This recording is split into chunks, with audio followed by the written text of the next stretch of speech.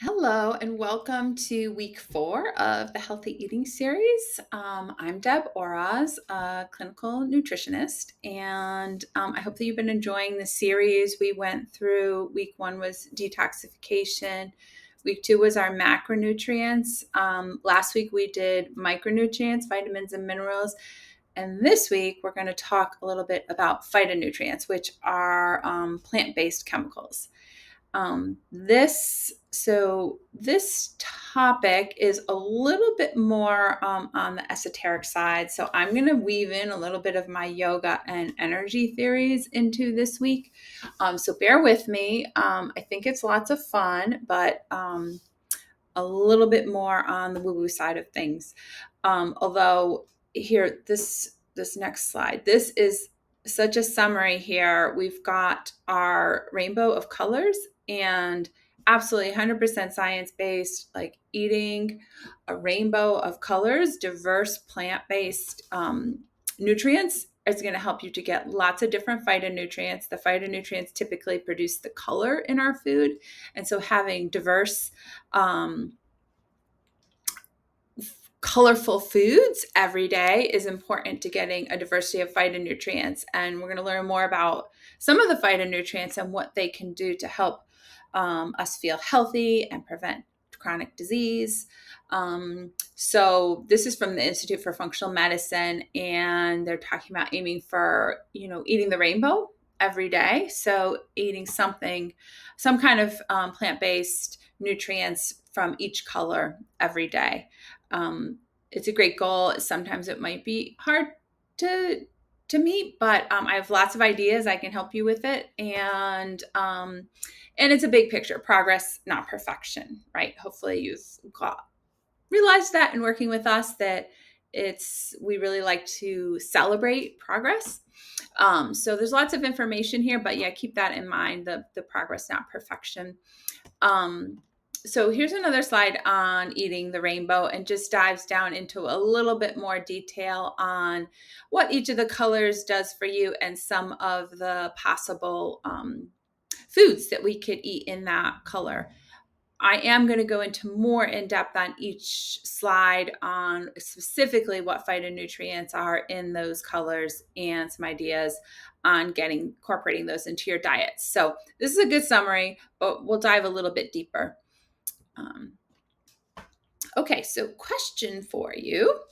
How many phytonutrients or phytochemicals, and this just means phyto means plant chemicals, so plant-based chemicals or nutrients exist? And how many servings of fruits or vegetables do you think the average American gets per day? And kind of think about how many servings of fruits and vegetables do you get per day? Now, a serving is a half a cup of chopped vegetables or a cup of leafy greens. And for fruits, it would typically be like a small apple or a half a banana.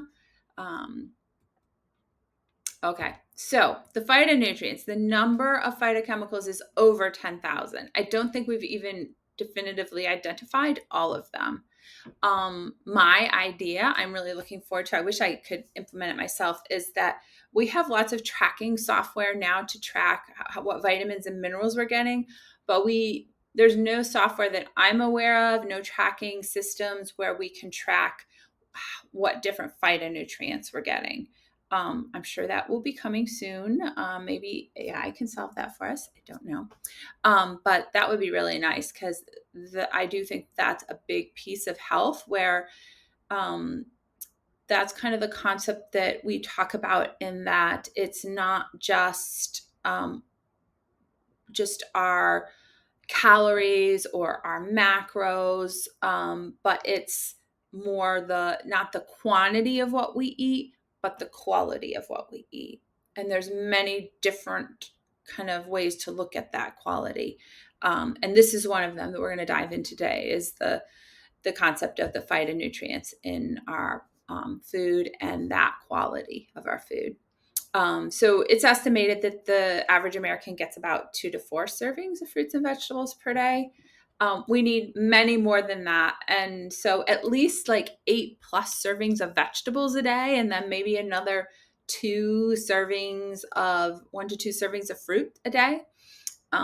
So we would love to work with you, kind of think about how we could incorporate those numbers for you. So let's get started with our colors. Let's talk about red first. So if we're talking on that side of the energy side of things, the yoga side of things, the red color red is associated with our root chakra. So you can think of that as like grounding and security. And so things like root vegetables that are red, like beets, are very grounding, especially if we cook them. It's even more grounding. So having those cooked root vegetables in the fall can be helpful if we're feeling a little like all over the place and need to kind of recenter. Good grounding poses in yoga can be anything seated. So where the root chakra, the base of the spine is coming closer to the earth. And walks in the woods are perfect. I love walks in the woods. Even trail runs in the woods are great for this. I try to get out like at least a few times a week, maybe 3 times a week for a trail run. So what are the specific chemicals? A little bit more on the science side. So the red phytochemicals that we talk about a lot here are 2 major ones. There's lots of other, like we said, there's like 10,000 phytochemicals plus. Lycopene is one of them that's linked with red in our fruits and vegetables, and it's good for prostate health, breast cancer prevention, skin, heart. It's in tomatoes, watermelon, pink grapefruit, guava. An interesting fact is that you can, if you cook your tomatoes, the lycopene is more available. So some of that tomato sauce, maybe on like some zucchini pasta, awesome. And it is fat soluble, so adding a little bit of olive oil to that dish can be helpful for the absorption. Anthocyanins, that's another one of our red phytochemicals. Anti-cancer, protective of the heart and the brain. And this is in our red berries like raspberries, sweet cherries, strawberries, cranberries. Raspberries in particular, I love incorporating into the diet. It's a nice sweet treat, and they're really loaded in fiber as well as the anthocyanins. So I was just out picking raspberries, actually. And there's a list of therapeutic foods. So these are some of the foods that we can think of that are associated with our red phytochemicals. And our next color would be orange. So orange is kind of like midway up the abdomen in our chakras. So this is the sacral chakra. It's like about creativity and flow, about our emotions and connecting with our fluidity and our ability to be more flexible. So mindful eating is a good one to think about when we think about the sacral chakra. And can we really enjoy our foods and slow down and chew them and experience our food rather than rushing through our meals? Some of the yoga things for the sacral chakra are like our twists or our twisted lunges. Anything artistic supports our sacral chakra. So any kind of crafts maybe you have or art that you like to do are great for this and great for stress relief. So a couple of the phytochemicals I picked out for the orange is beta carotene and bioflavonoids. And beta carotene you've probably heard about in carrots, great for your eyes. And cooking your carrots actually can help to have better absorption of the carotenoids. They are fat soluble, so maybe a little bit of what I love doing olive oil or butter on my cooked carrots with dill, fresh dill, yummy.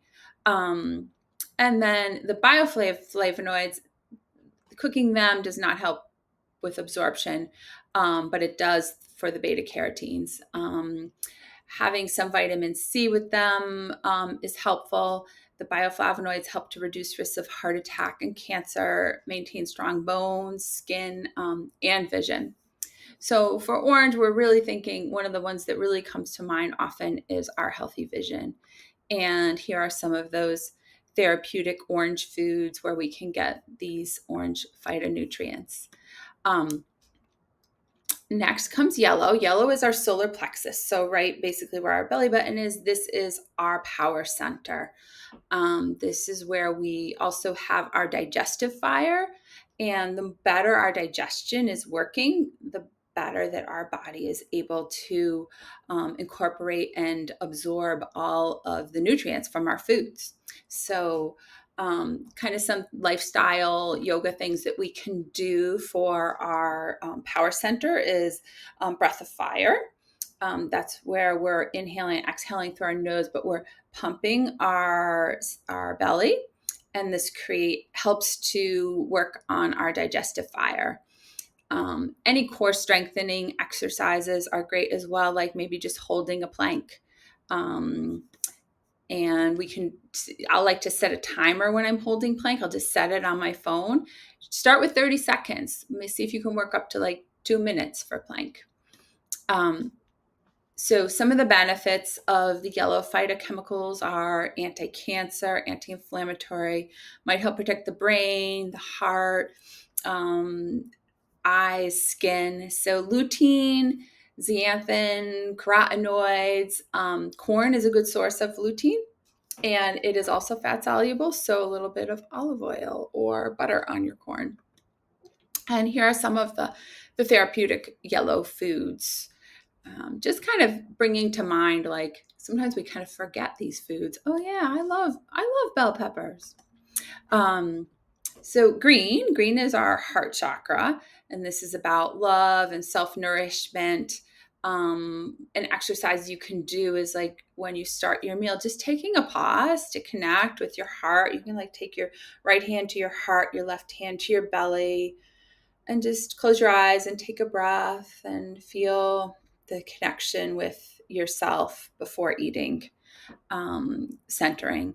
And any of our heart opening poses like back bends are helpful for heart chakra. Or just, when we've been sitting at our computer all day, kind of taking our hands behind us, roll our shoulders back, open the heart area. So some of the foods and chemicals that can help us are glucosinolates, are anti-cancer compounds found in cruciferous vegetables.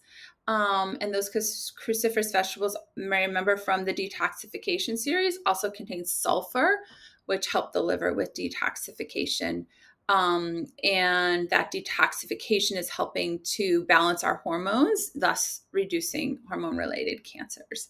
And just lightly cooking them is the best way to get the most nutrients out of them. So some of the other green phytochemicals are phytosterols and catechins. So phytosterols, they're similar to cholesterol in structure, but they actually help reduce LDL, the quote unquote bad cholesterol, and boost your immune system. So great sources are lettuce, avocado, olive oil, and then green tea. So green tea in one study was found to help reduce breast cancer. There's other studies on green tea helping with metabolism. So it's one I love to add in when we're dealing with weight loss, and that can be a nice way to get more water with a little bit more interest to it with the green tea. So here's some of the therapeutic foods. Taking a look, seeing which ones you might have been missing. And as we move up the chakra system, we come to the throat chakra.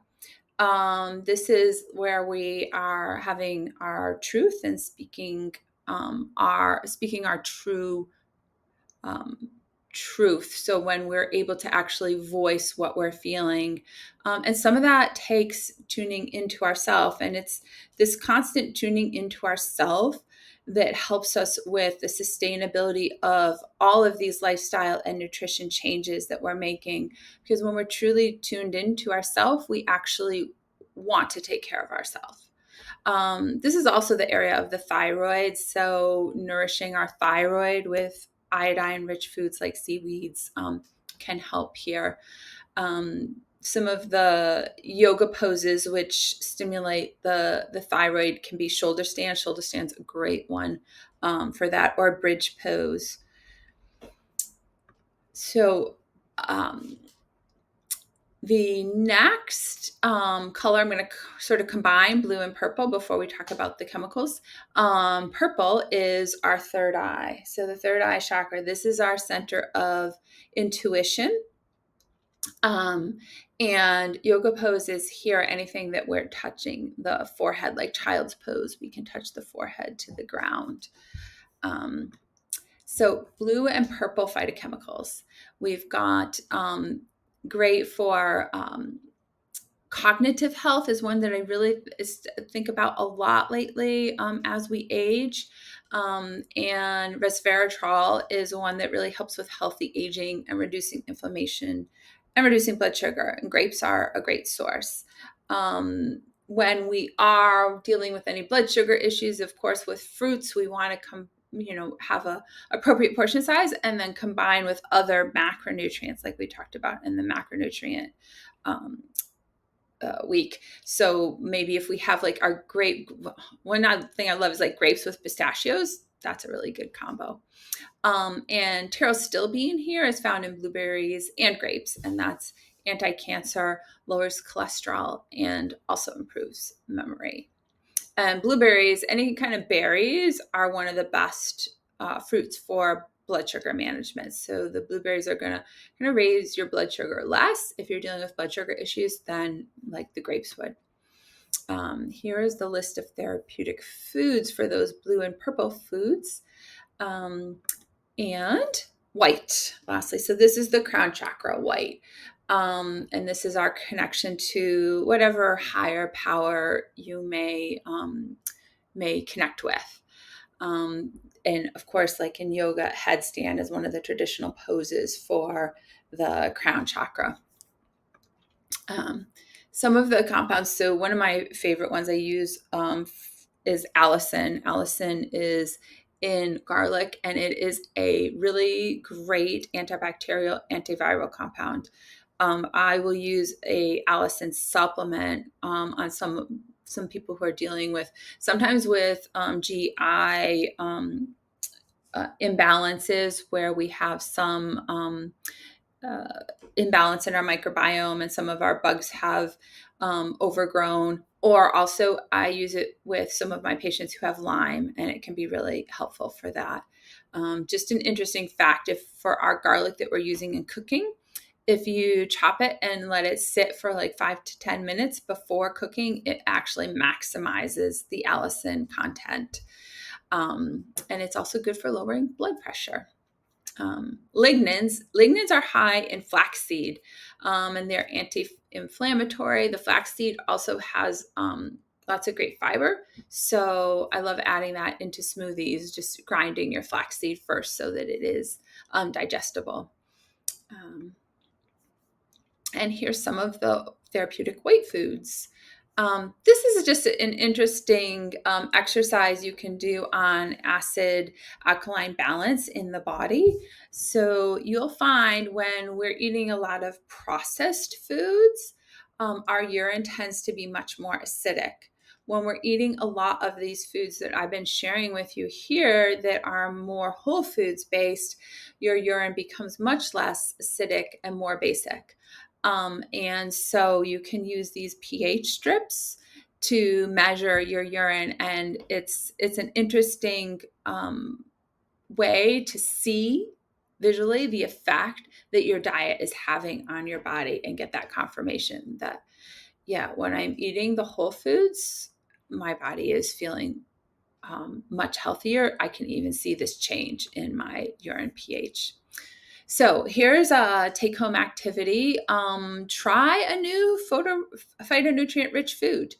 Or option two, experiment maybe with that urine base balance, and looking at the effect of more vegetables.